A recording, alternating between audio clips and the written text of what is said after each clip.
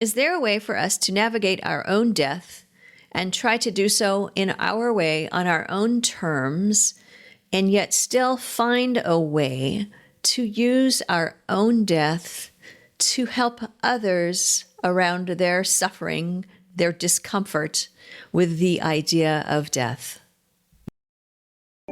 Hi, it's Margaret Maloney, and welcome to the Death Dhamma podcast. I'm a Buddhist practitioner out here in the world, having experienced the loss of my loved ones and knowing how much my Buddhist practice helped me on my grief journey. And now, together, we have this safe space to discuss death, dying, grief, and the Buddhist teachings that help us really understand attachment, impermanence, being compassionate, being death ready, what it means to live a life so that we can have a peaceful death. Yep, it's a big topic, and we're going to take it on together. Let's go.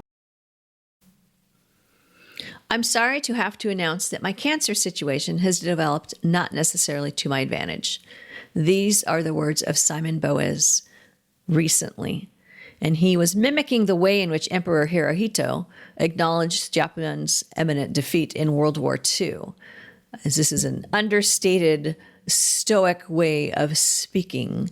But in making this announcement, Simon Boaz is acknowledging, I'm dying. And he's letting the rest of us know that he is dying.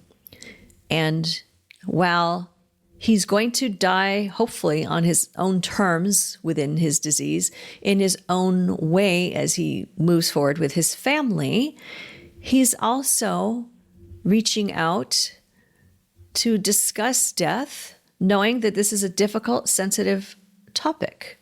And in this way, I believe he is a person who is facing his own impermanence, but still helping others on his way out.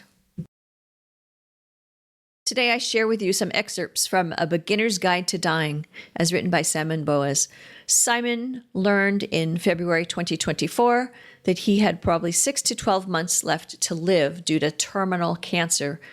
And basically what he says, or has said, is the prognosis is not quite don't buy any green bananas, but it's pretty close to don't start any long books.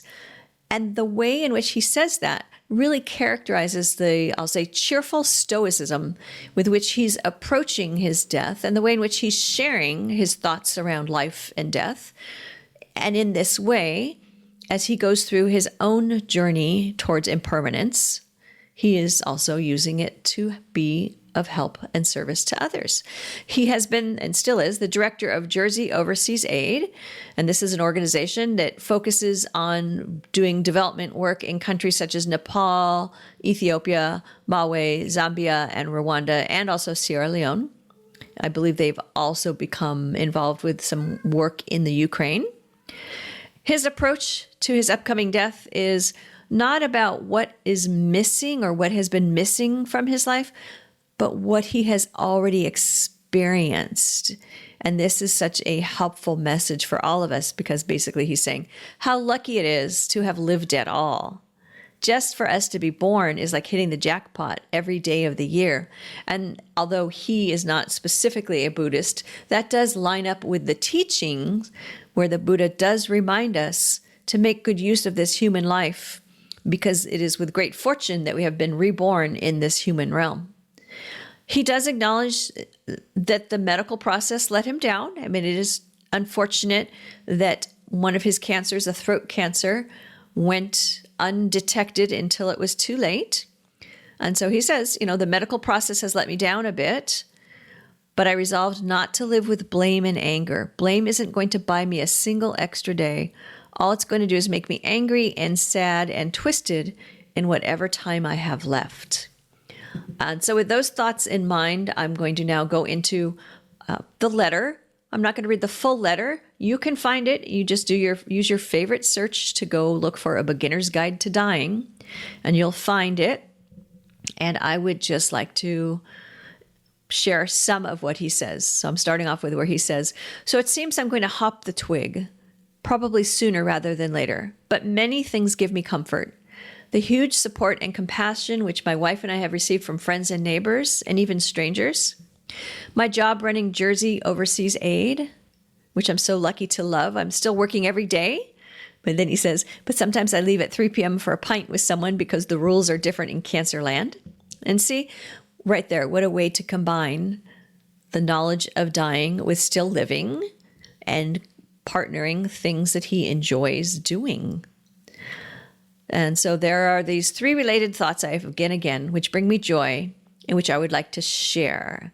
And these are the thoughts that he brings to us that teach us how he's facing this and also can help us with our own release from suffering as we approach the idea of dying.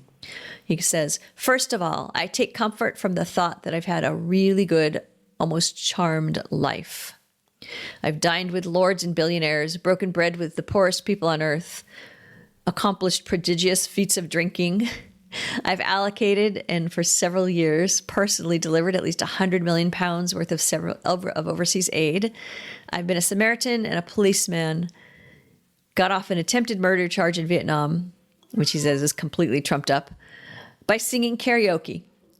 I've climbed the Great Pyramids, sailed across the Med, and shipped chunks of concrete off Checkpoint Charlie.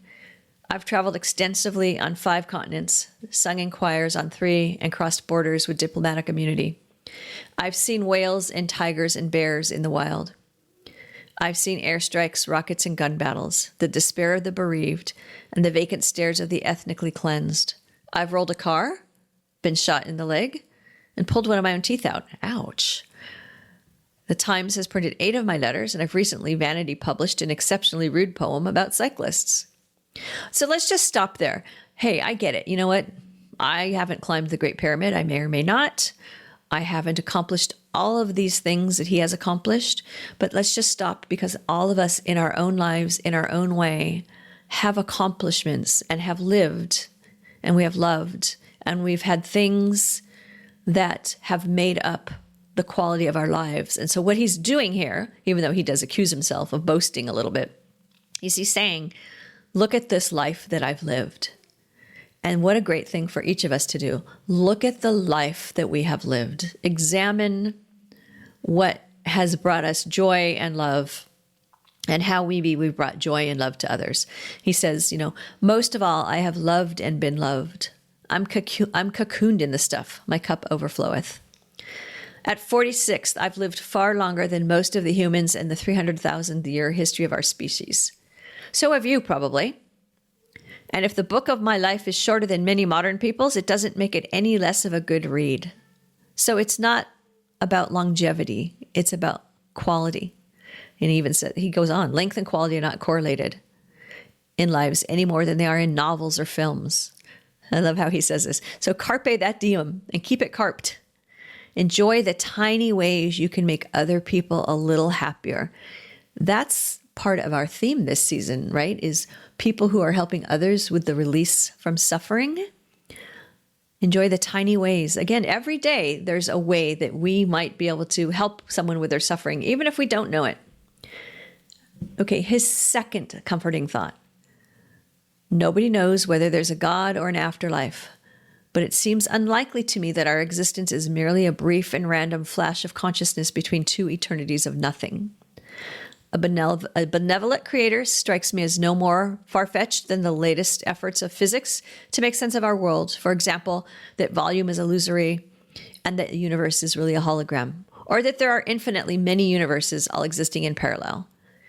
Our almost instinct may well be almost true. What will survive of us is love. So basically what he's saying is, we don't know what's next, but he's believing that there is something that is next.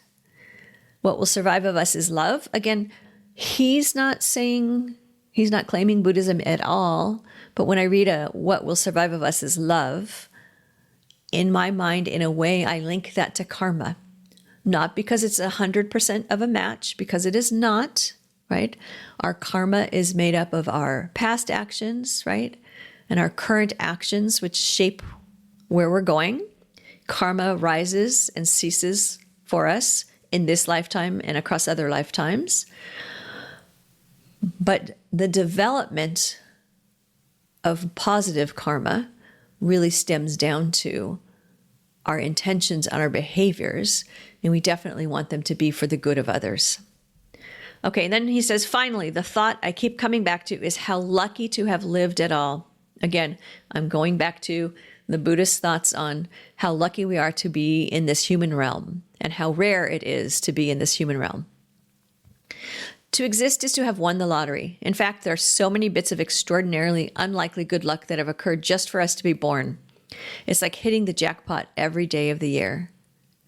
Consider some of them. There is something rather than nothing. The laws of physics, the strengths of forces, the mass of an electron are all poised precisely so that stars and planets can form. Inanimate stardust somehow combined to become self-replicating, and then somehow developed further into complex life. And then complex life didn't just stop at ferns and fishes, but evolved into creatures that were aware of their conditions. Matter became conscious of itself. That's us, right? Of all the billions of people in the world, your parents met and merged. Karma. Again, he isn't saying that. That's me interjecting. And of all the sperm and eggs they produced, this is 1,000,000,000 to 1 shot just on its own. The only two that would make you fused and multiplied. If the moment you were conceived had been any different at all, you wouldn't have been born. So to the staggering improbability of you just being here to read this or to hear me sharing it in physical and biological terms is added to our good fortune in where and when we live. To update Cecil Rhodes, to have been born in Western Europe, because that's where he's from, right, is itself to have won first prize in the lottery of life. We live in the longest era of peace in human history, even though, this is me interjecting, even though we are in challenging times, not everyone is born in a environment, a government, a location, a geography where life is good. We have all been born into this, where it's this longest era of peace. And we're having some challenges with that now, but we have the capability to get ourselves through it.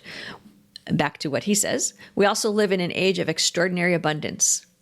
The poorest of us richer than any medieval king in terms of access to food, energy, care, transport, knowledge, and justice. This doesn't mean that there aren't people who need our help. There are people who need our help, and we seek to find the best way to help those around us who are suffering. That's me. I think you know that, but just to be clear, that's my interjection. Back to his words. So if I whine that my life will have been shorter than many modern people's, I am massively missing the point. I've existed for 46 years. It's as churlish as winning the Euro Millions jackpot and then complaining bitterly when you discover that there's another winning ticket and you only get half the money. Do you see what he's saying? It's like to have existed, even if it's a shorter lifespan than average, is still amazing. And why would you complain? If you won, 92 million pounds and then found out you had to split it, why would you complain at having 46 million pounds? Come on. Life is inordinately precious, unlikely, and beautiful. You are exquisite. When you say, as you do, 20 times a day, I'm fine, realize that you don't just mean I'm adequate. You are refined, unique, finely crafted, fine dining, fine china. You really are fine in that sense. We say it all the time, but unknowingly we speak the truth. And so he concludes with, we should be dazzled by our good fortune, dancing on the tables every day. And he says, I mean to keep dancing in whatever time I have left here. And who knows, perhaps afterwards too. I've got books for you, starting with Carpooling with Death, How Living with Death Will Make You Stronger, Wiser, and Fearless. The book that got me going and helped me to discuss going through the death of my loved ones, followed by Sitting with Death, Buddhist insights to help you face your fears and live a peaceful life, based on season 1 of the Death Dhamma podcast. And just recently, Enlightenment Unleashed, how your pet can lead you to spiritual transformation, because during our lifetime, we may see the rising and ceasing of many pets, and we love them like they are our family. Find these on Amazon.com or come see me at margaretmaloney.com. You've been listening to the Death Dhamma podcast with your host, Margaret Maloney. Thank you so much for being here. Come find me on margaretmaloney.com, margaretmeloni.com. And until we meet again, may you be well, may you be happy, may you be at ease, and may you be free from suffering. Bye for now.